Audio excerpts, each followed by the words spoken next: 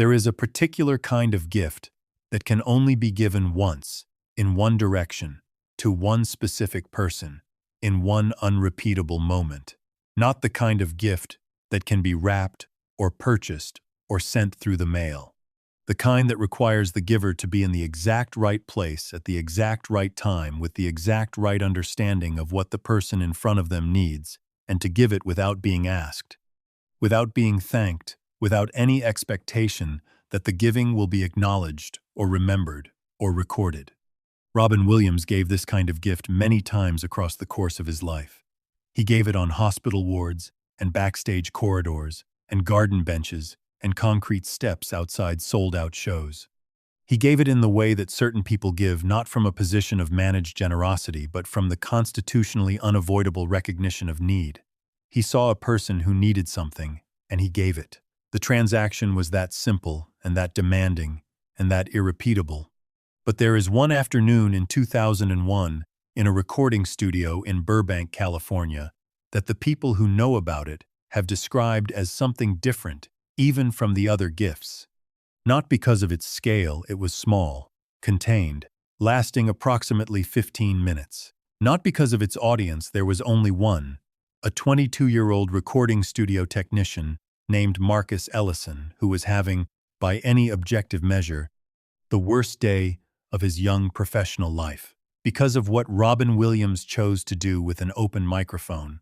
This is the story of that afternoon, of the microphone that stayed on, of the 15 minutes that no one has heard except Marcus Ellison, and of what it means that he watches a Robin Williams film every year on the anniversary of the day, not out of nostalgia exactly, but out of the specific gratitude of someone who was given something private and has kept it private in the way that the most private gifts require. Marcus Ellison had grown up in Oakland, California, the son of a postal worker, father, and a dental hygienist mother, who had raised their 3 children with the particular combination of high expectation and practical realism that working families apply to the question of what their children might become.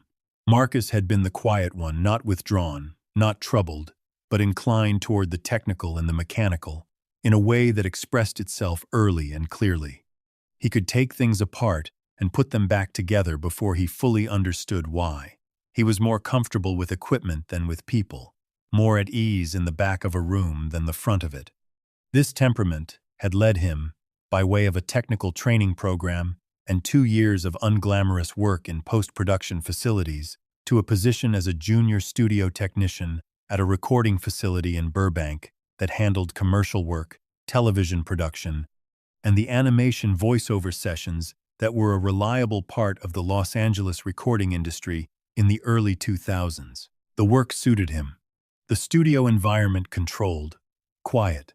The specific discipline of sound in a treated space was a world he understood. He was good at his job. Not brilliant yet, but competent and careful and attentive to the details that the less careful tended to overlook.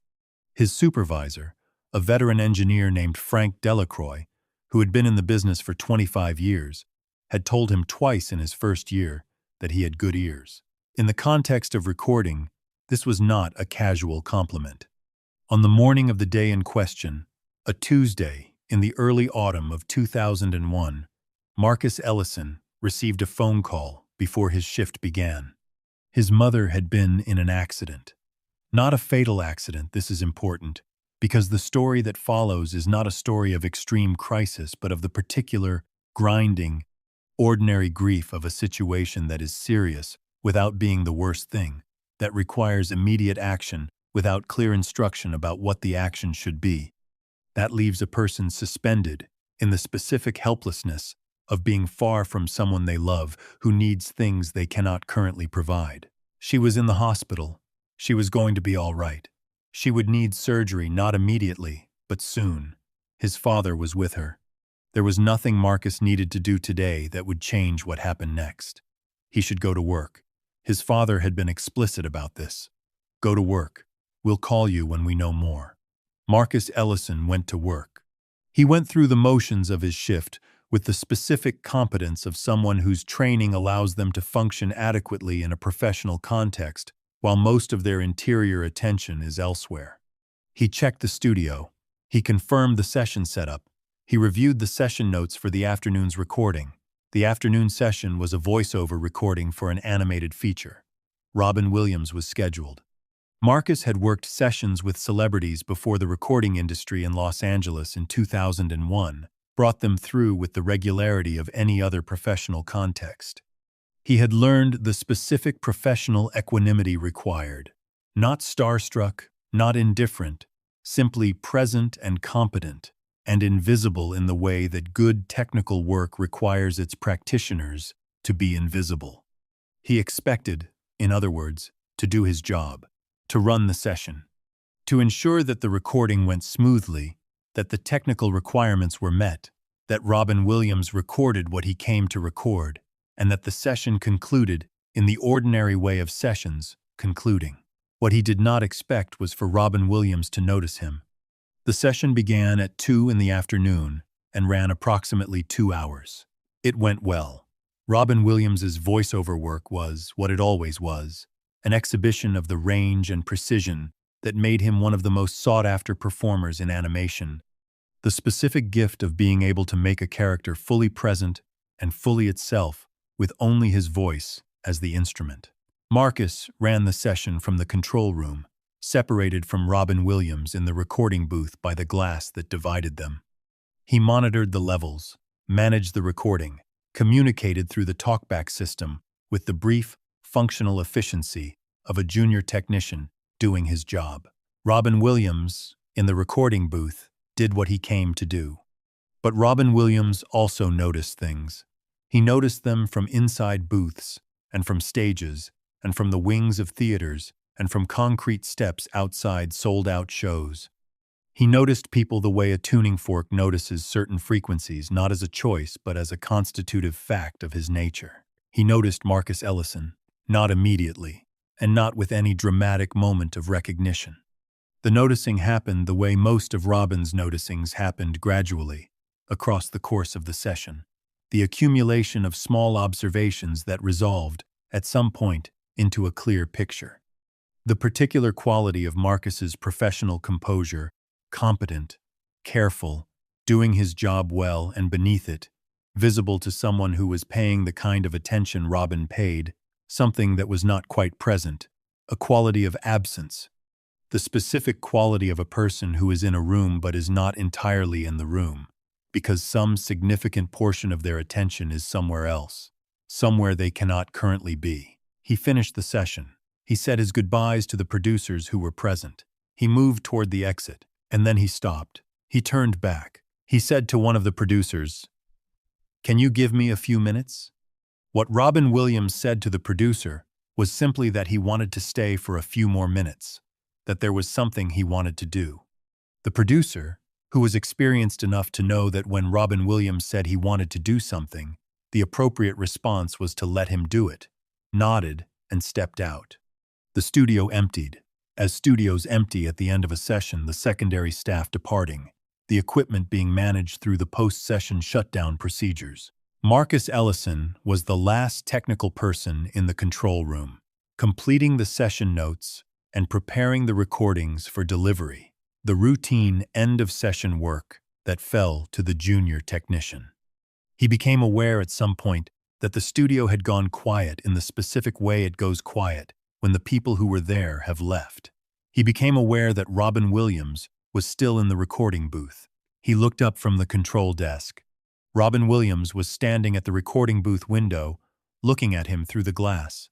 He said through the talkback system, "Is the microphone still on?" Marcus checked. The microphone was still on. It was in the process of being taken through the shutdown sequence. It had not yet been formally closed. The session recording system was technically still active, in the final stages of the post-session procedure. Marcus said yes. The microphone was still on. Robin Williams said, "Good," and he sat down in the recording booth. What followed lasted approximately 15 minutes. Marcus Ellison has described this in several ways across the years, since 2001, and each description is slightly different, which is what happens when a person tries to convert a private experience into a language designed for shared communication. The descriptions do not converge on a single clear account of what Robin Williams said or did. They converge on equality, on what it felt like to be on the other side of the glass while it happened. Robin Williams did not begin with a question. He did not ask Marcus what was wrong, did not require the junior technician to explain himself or identify his distress, or perform the vulnerability that people sometimes perform when a famous person shows them attention. He simply began, as if continuing something that had already been established between them, a conversation that Marcus had not known they were having. He talked about the specific anxiety of waiting, the particular helplessness of being in a place you need to be, while someone you love is in a place you cannot be. He talked about what it felt like to be a person who fixes things, and to be in a situation in which there is nothing to fix. He talked about the hospital experience from the perspective of the person who is not in the hospital, the waiting room of the mind, that does not stop being a waiting room just because you have gone to work. Marcus Ellison was not performing attention. He was not managing the encounter. He was simply in the control room, on the other side of the glass, hearing what Robin Williams was saying and recognizing each thing as true. And then Robin Williams made Marcus laugh. Not with a prepared bit, not with a character or an impression or the rapid-fire velocity that was his public signature. With something smaller and more precise, an observation about the specific absurdity of hospital paperwork, delivered in the voice of a man who had personal experience of it, who understood from the inside the particular dark comedy of a system that requires forms to be filled out at moments when the last thing a person has capacity for is forms. The observation was funny in the way that true things are funny, because they name exactly the thing that has been unspeakable, and naming it reduces its weight by exactly the amount required. Marcus laughed. It was the first time he had laughed since the phone call that morning. Robin Williams heard it through the microphone, through the recording system, through the glass, and he held the moment the way a musician holds a note, just long enough to let it do what it was doing before moving on. He talked for a while longer. About Marcus specifically, he had absorbed, somewhere in the session, enough information about Marcus from the secondary conversations and the brief professional exchanges to ask specific questions.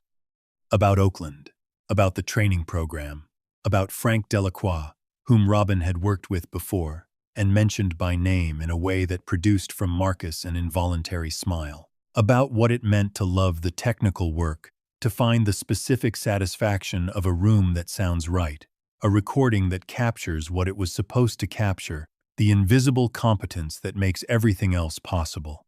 He talked to Marcus about his mother, not about the accident. He did not know the details, and he did not ask for them. He talked about mothers in the general way that becomes, when done with sufficient specificity, entirely particular, about what mothers hold, about what it means to be a person whose mother is somewhere you cannot be. He said, "You're going to be okay.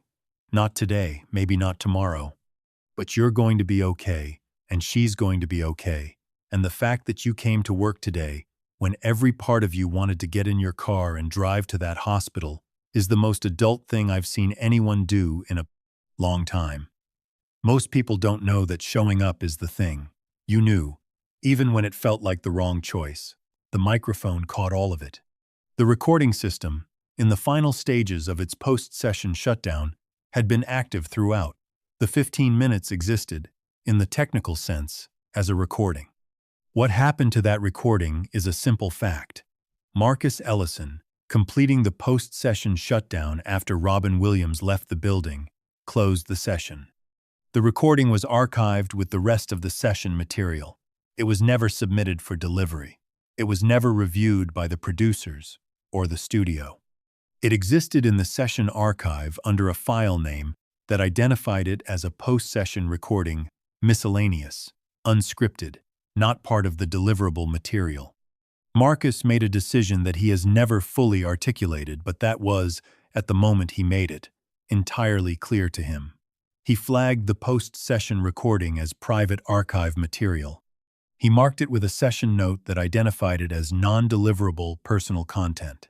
In the specific language of the archive system, This meant that it would not be included in any delivery, would not be reviewed as part of the session quality control process, would sit in the archive, undisturbed, unless specifically requested. No one has ever specifically requested it. It exists. Marcus knows it exists. Frank Delacroix, who became aware of the situation through the session notes, knows it exists. A small number of people who are close to Marcus have been told that it exists, though not what it contains. No one has heard it except Marcus Ellison, who listens to it once a year. On the anniversary of the Tuesday in early autumn, 2001, when his mother was in the hospital, and he went to work, and Robin Williams stayed behind in the recording booth, and the microphone was still on. Marcus Ellison's mother recovered fully from her surgery. She is alive and well. She does not know about the recording. She knows that her son went to work on the day of her accident, he told her, when she was well enough to hear it, and she had the response that mothers tend to have to such information, which combined pride and frustration in approximately equal measure. Marcus worked at the Burbank studio for 4 more years, then moved to a larger facility in Hollywood, where Frank Delacroix had taken a senior engineering position and brought Marcus with him on the specific grounds that he had good ears and better judgment. He is now, 20-some years later, a senior engineer at a facility that handles a diverse portfolio of audio work, film, television, commercial, the full range of a working engineer's professional life. He is, by the accounts of the people who work with him, an unusually attentive presence in a recording session.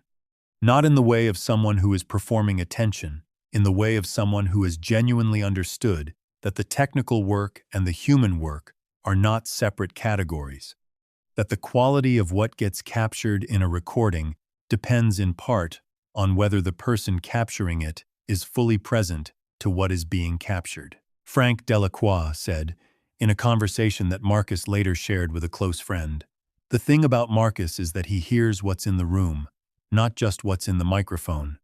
I've only known a few engineers like that in 25 years. You can't teach it. You either understand that the room has something to say, or you don't.